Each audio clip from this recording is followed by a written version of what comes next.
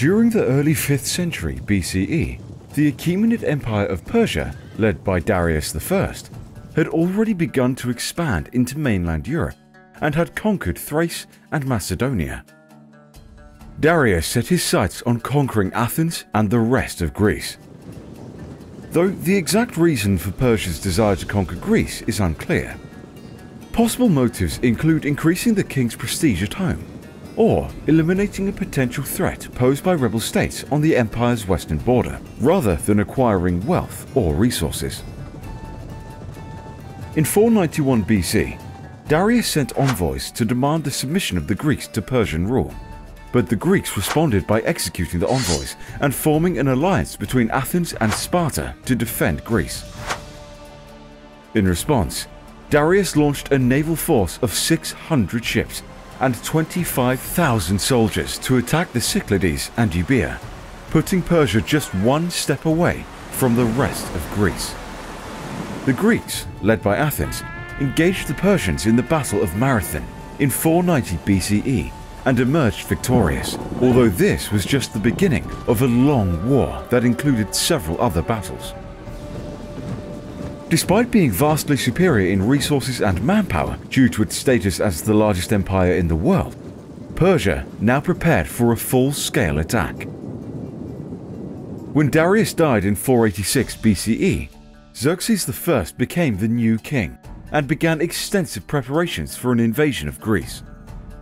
This included the establishment of equipment and supply depots, creating a canal in Halkidiki, and constructing boat bridges across the Hellespont to aid in troop movement.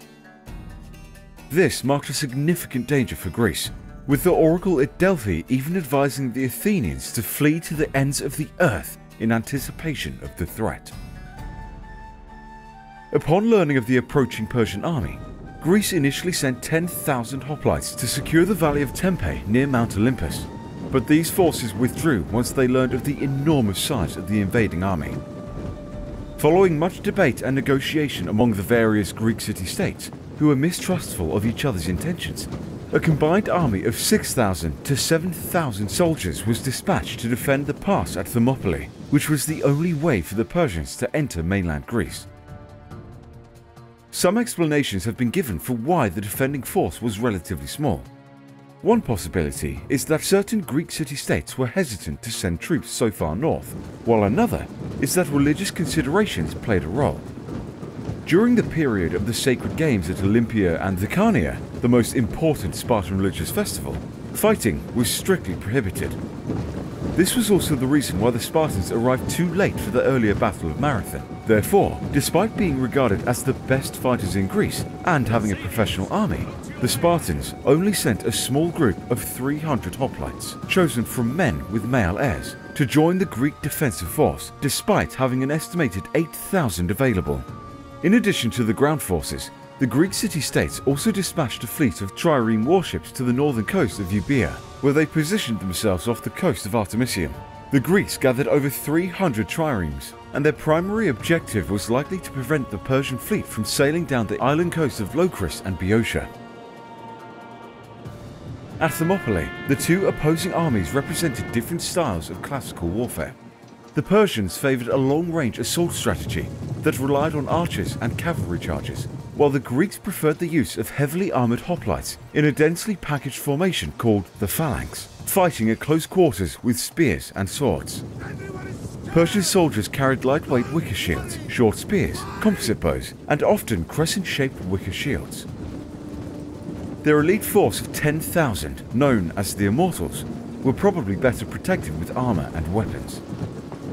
In the summer of 480 BC, a confederate alliance of Greek city-states, which rarely united due to their internal divisions, faced a common threat from Persia.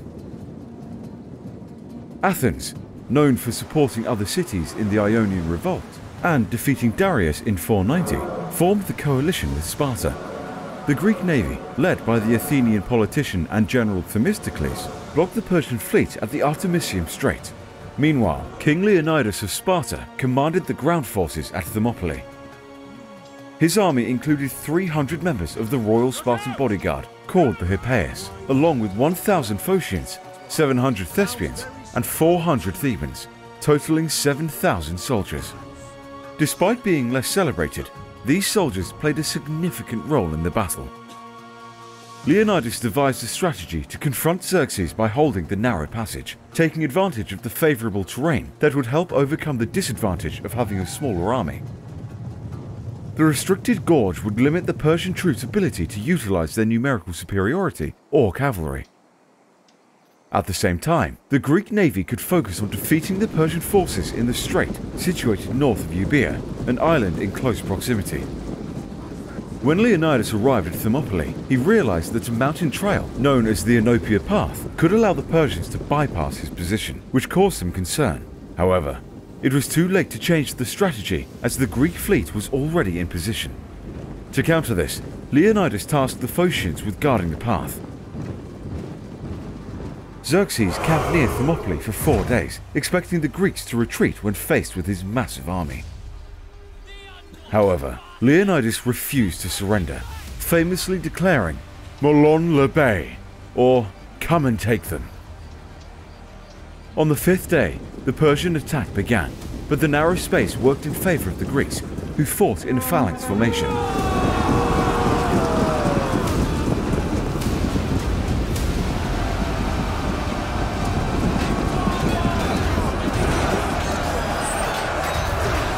Xerxes deployed his Median and Kissian troops on the first day of battle.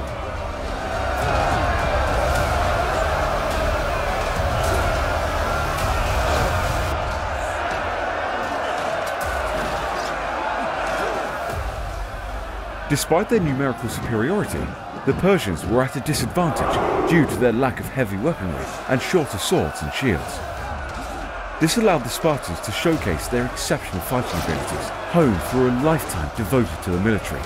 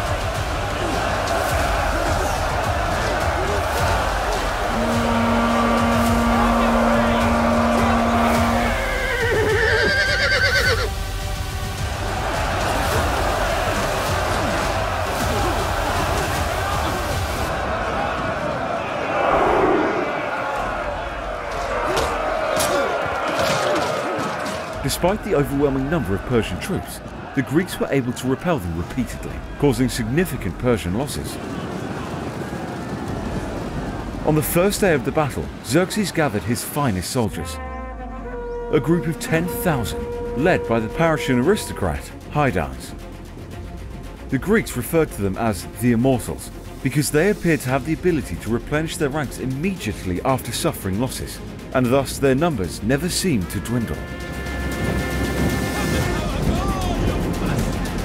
The elite Immortals then entered the battle against the Greeks in close-quarter combat.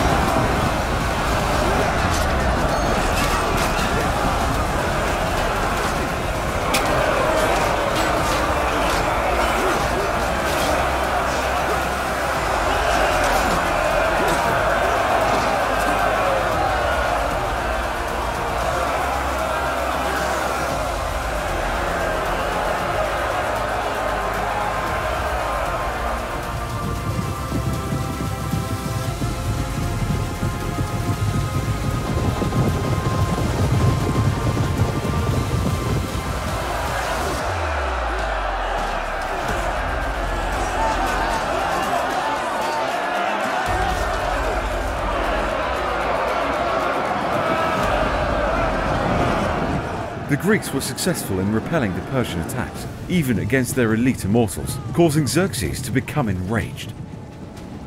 The Persians were once again unsuccessful in defeating the Greeks. The Greeks were able to lessen the threat from Persian arrows by feigning a disorganized retreat and then turning on the enemy in the phalanx formation, demonstrating their disciplined mobility. On the second day, the Greek forces continued to hold the pass, but the tide turned when a traitor named Ephialtes informed the Persians of an alternative route, the Oenopian Path, that could allow them to avoid the majority of the Greek forces and attack their southern flank.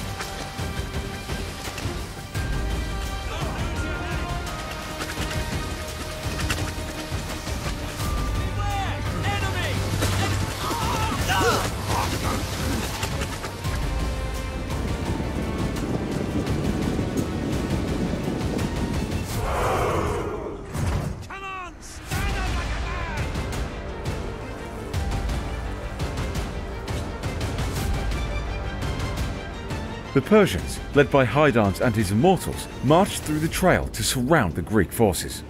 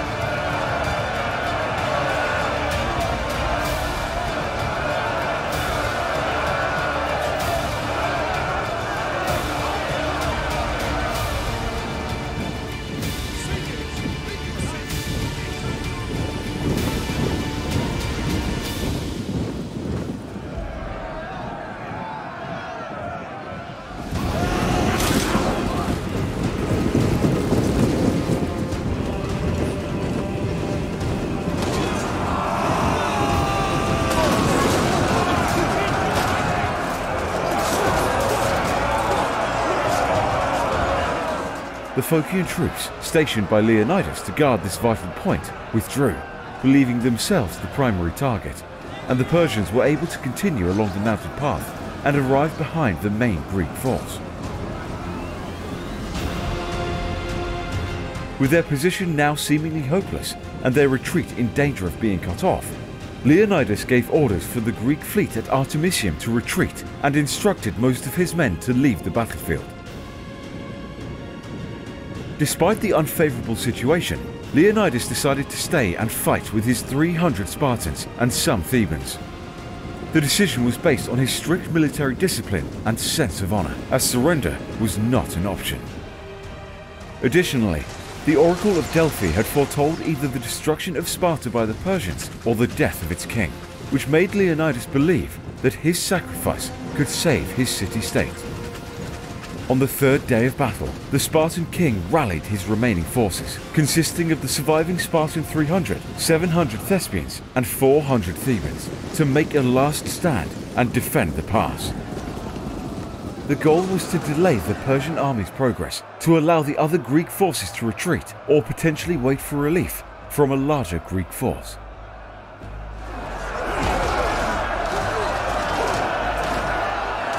The hoplites engaged the enemy again early in the morning, with Xerxes planning to attack from both the front and rear.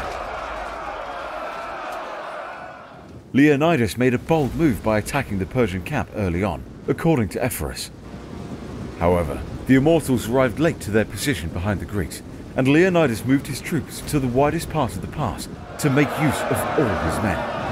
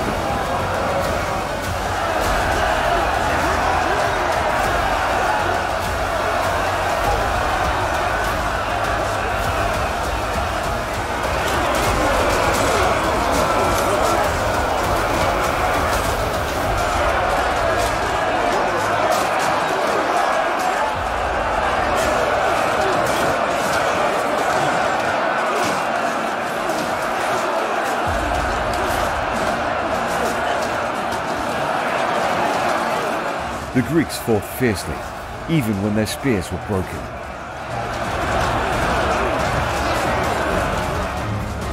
Leonidas was eventually killed, and a skirmish broke out around him.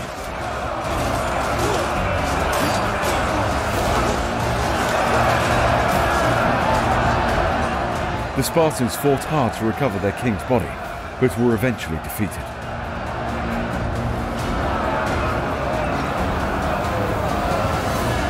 Xerxes commanded that the surviving Theban Greeks be marked with a branding iron on their foreheads as slaves. The Battle of Thermopylae became legendary amongst the Greeks, as they admired the free men who sacrificed themselves to defend their way of life against foreign aggression. Leonidas and his men, despite being defeated, gained more fame than any other victorious warriors in history, according to Diodorus Siculus. Although the defeat was seen as glorious, Xerxes had now opened the way to push into mainland Greece. The Greeks were not finished, despite Athens being sacked and other states turning to the Persians. Leonidas' brother, Cleombrotus, led a Greek army to build a defensive wall near Corinth. The winter halted the land campaign, but the Greek fleet won a significant victory against the Persians at Salamis. Xerxes went back home to Susa and left the invasion under the leadership of Mardonius. After political negotiations failed, the Greeks won the Battle of Plataea in August 479 BCE, ending Xerxes' ambitions in Greece.